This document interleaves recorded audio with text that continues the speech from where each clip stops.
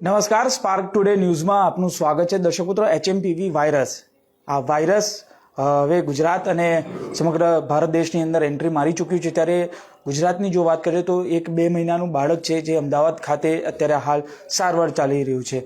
ત્યારે વડોદરામાં શું તૈયારીઓ છે? એસએસજી હોસ્પિટલ સહિત ગોત્રી હોસ્પિટલમાં પણ હવે તમામ ટીમો છે એ તૈનાત થઈ ચૂકી છે ને તમામ જગ્યાઓ પર આ બેડની સુવિધાઓ અત્યારે આઇસોલેશન વોર્ડની તૈયારીઓ કરી દેવામાં આવી છે. ત્યારે હવે વડોદરાનું જે જિલ્લા આરોગ્ય વિભાગ છે કઈ રીતે સજ્જ છે તેના માટે વાત કરવા માટે ડૉક્ટર સુતરિયા સાહેબ છે, તેમની સાથે વાત કરીશું. સુતરિયા સાહેબ, શું કહેશો જે રીતે એચએમપીવી વાયરસ છે, શું કહેશો, આ કેટલો હાનિકારક છે ને આપણું વિભાગ કેટલું તૈયાર છે? એચએમપીવી વાયરસ છે જે એ ખાસ કરીને જે બાળકો હોય અને એવા બાળકો જેની અંદર શ્વસન તંત્રની બીમારી હોય કે હૃદયની બીમારી હોય એવા લોકો અને અતિવૃદ્ધ લોકો હોય એ લોકો માટે હાનિકારક છે. એ લોકો માટે કદાચ ફેટલ નીકળી શકે છે.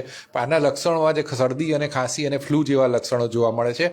આપણું જિલ્લા પંચાયતનું જે આરોગ્ય તંત્ર છે એના માટે સજ્જ છે.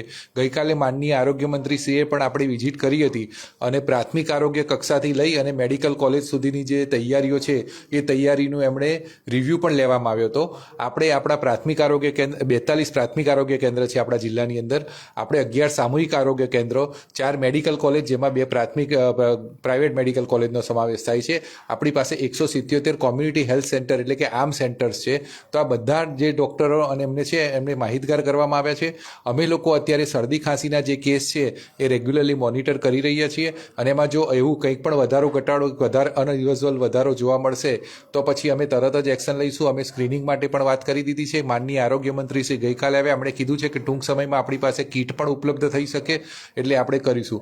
પણ અત્યારે આપણે એમ કહીએ ને કે પ્રાથમિક ટ્રીટમેન્ટથી લઈ અને છે કે એને જો પીઆઈસીયુ કે એનઆઈસીયુમાં દાખલ કરવાનું થાય તો ત્યાં સુધીની સુવિધા આપણે કરી દીધેલી છે.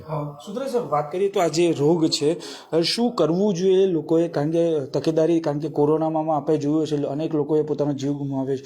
તો આ જે રોગ આવ્યો છે કયા પ્રકારનો રોગ છે અને શું લોકોએ કરવું જોઈએ? આ છે ને એક શ્વસન તંત્રનો રોગ છે એટલે કે શ્વાસોશ્વાસથી ફેલાતો રોગ છે. એટલે ખાસ કરીને જે લોકો બીમાર હોય, વૃદ્ધ હોય, નાના બાળકો હોય એ લોકોએ ભીડભાડવાળી જગ્યાએ ના જવું જોઈએ. જે જગ્યા દાખલા તરીકે મોલ છે કે થિયેટર છે કે જ્યાં સતત એસી ચાલતા હોય એવા જગ્યાએ પણ ના જવું જોઈએ.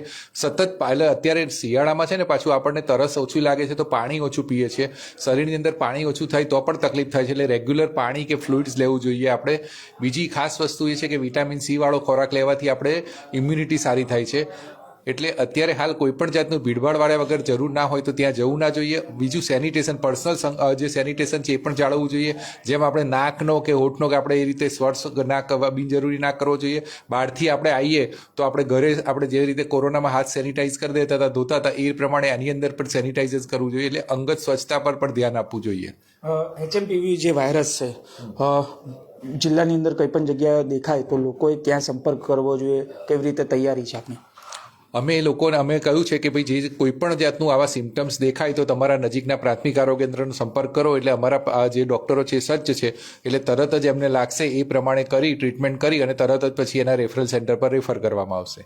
બિલકુલ. તો આ હતા ડૉક્ટર સુતરિયા સાહેબને. તેઓ સ્પષ્ટ કહી રહ્યા છે કે તમામ જગ્યા જે જિલ્લાની અંદર તમામ 42 જગ્યાઓ પર જે પીએચસી સીએચસી સેન્ટરો છે ત્યાં અમારી ટીમો તૈનાત છે અને કોઈ પણ વ્યક્તિ કે કોઈ પણ બાળકને, કોઈ પણ વૃદ્ધને આ સિમ્ટમ્સ દેખાય તો તાત્કાલિક પ્રાથમિક આરોગ્ય કેન્દ્ર પર જઈ અમારા ડૉક્ટરની સલાહ લેવી જોઈએ. અને જો વધારે જણાય તો તાત્કાલિક જે અમારા એસએસજી હોસ્પિટલ છે કે પછી કોઈ પણ જગ્યા પર જઈને તેની સારવાર કરવી જોઈએ. પરંતુ ચોક્કસથી એચએમપીવી વાયરસ જે પ્રકારે સ્વાસ્થ્યનો જે રોગ છે એ રોગથી તમામ લોકોએ સાચવવું ખૂબ જરૂરી છે. કારણ કે કોરોનામાં પણ આપણે જોયું છે અનેક લોકોએ પોતાના સ્વજનોનો જીવ ગુમાવ્યો છે. ત્યારે આ નવો વાયરસ આવ્યો છે.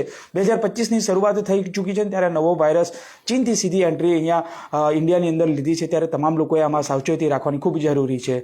કેમેરામેન નિહાની સાથે Surat Solanki, spark today news, Vadodara.